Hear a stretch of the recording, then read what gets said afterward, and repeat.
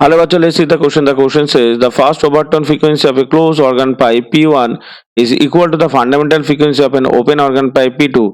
If the length of the pipe P1 is 30 centimeter, what will be the length of P2? तो हमें यहाँ पे क्या करना है, हमें यहाँ पे बैलेंस करना है from the first overtone frequency of closed organ pipe to the fundamental frequency of a open organ pipe. तो यहाँ से हम कैसे इसको कैलकुलेशन करेंगे, तो पहले हम लिखेंगे the first overtone of the first overtone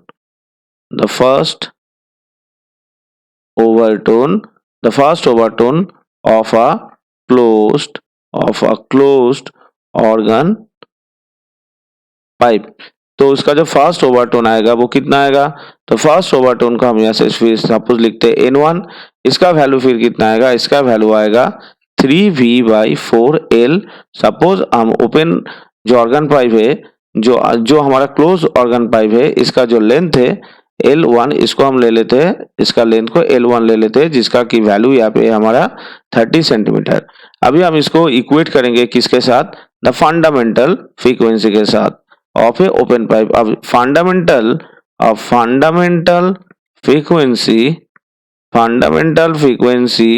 of open pipe क्या होगा, अब fundamental frequency of open pipe को हम यहाँ से लिख सकते हैं N0 is equals to V/2L। इसका जो लेंथ है हम सपोज इसको ले लेते हैं L2। अब L2 को हमें कैलकुलेशन करना है। अब N1 इज इक्वल्स टू यहाँ पे हमारा N0 है अकॉर्डिंग टू द कंडीशन। तो यहाँ पे हम लिख सकते हैं फिर 3V/4 into 30 is equals to V/2 into L2।